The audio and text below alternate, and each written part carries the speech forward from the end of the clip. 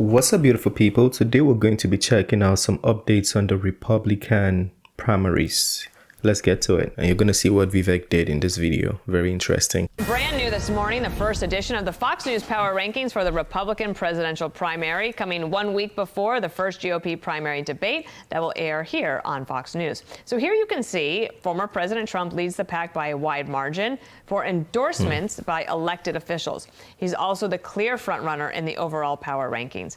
Joining us now for a deeper dive, Jessica Tarlov, co-host of The Five, and Kayleigh McEnany, of course, a co-host on Outnumbered. Great to have you both here. Morning, ladies. Nice to see you. So these are our first power rankings, and I think it shows you kind of what you would imagine. Let's have call for number one, please. You can see here the MAGA base strong at 37%, but Kayleigh, speak to this. Persuadable, 37%, and a hard no for Trump, 25%. So that adds up to quite a bit.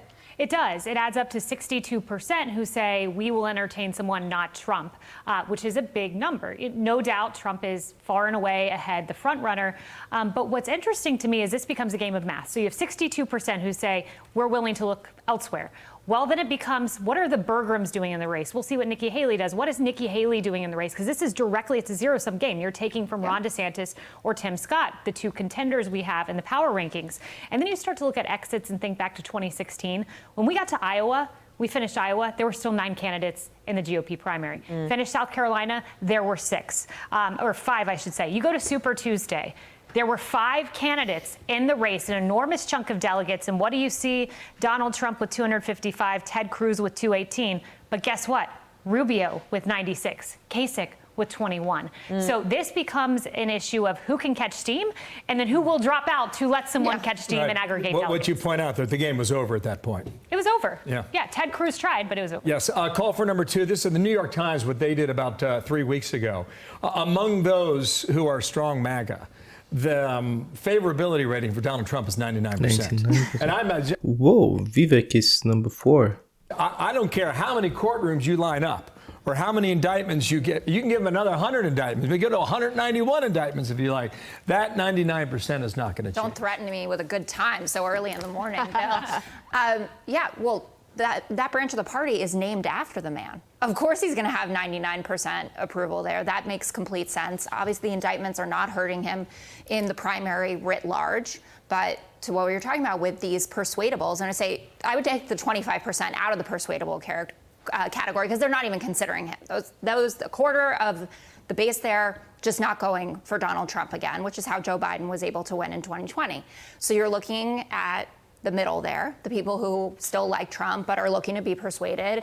And what we're focusing on the Democratic side is how Ron DeSantis has really failed to be what he was billed as, that he was going to run away with this. He had all of the money, he had all of the enthusiasm. You even had Democrats talking about, he has a really good record in Florida. This is going to be tough to contend with. That's why I think Gavin Newsom has been focusing on him, saying, I want to debate you. I want to show up in Florida and talk about what's been going on.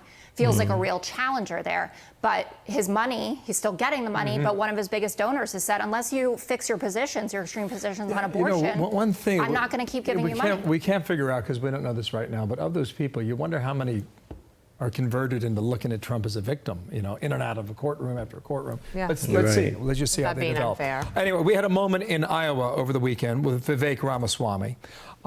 We just want to play his answer. He was confronted by an activist. An LGBTQ activist. Watch this one. His response was very, very, very, very civilized, I'm going to say.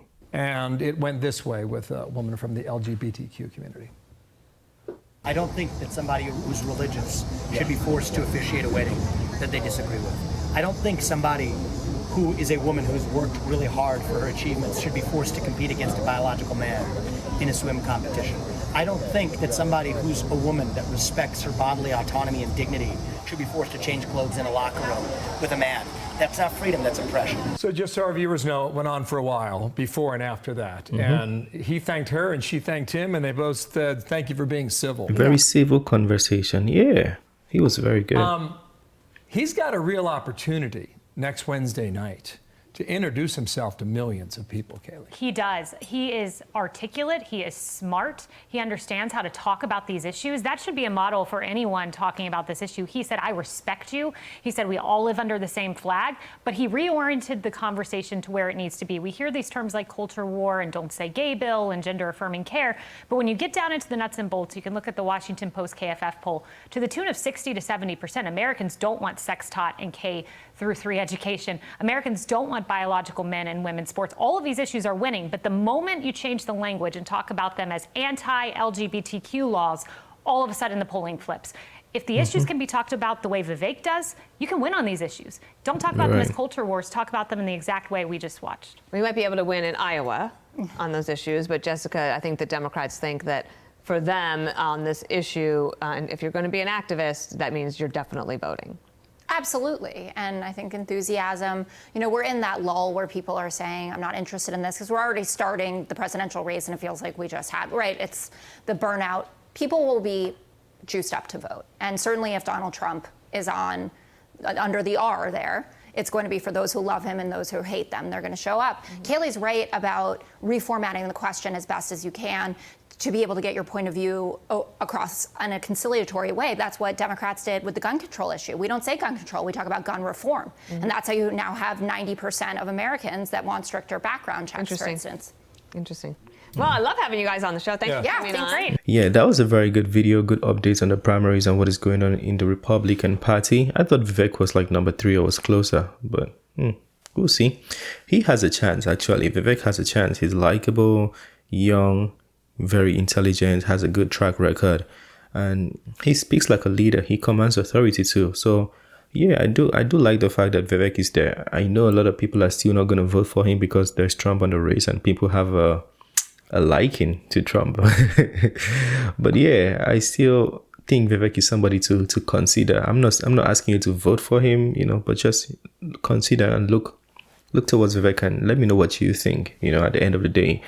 Well, it's the end of that video. Let me know what you think about the conversation between Vivek and the LGBTQ activists. I think that was very civil, He asked about what he thinks or his stance on a man being a woman and a man being present in a woman's washroom and all those things. And he answered in a very good way with respect too. And the other person respected him. And he's been doing that for quite some time. He's the only person that I haven't seen somebody react to in the wildest way. Usually when people talk about this, they make it seem so intense. Like the lady said, they make it seem so intense that people don't want to take it. But it's the truth. And you got to say with love. And I think Vivek does that very well. His name is so hard to call. Vivek. Smash the like button, subscribe, and I'll see you on the next video. Peace.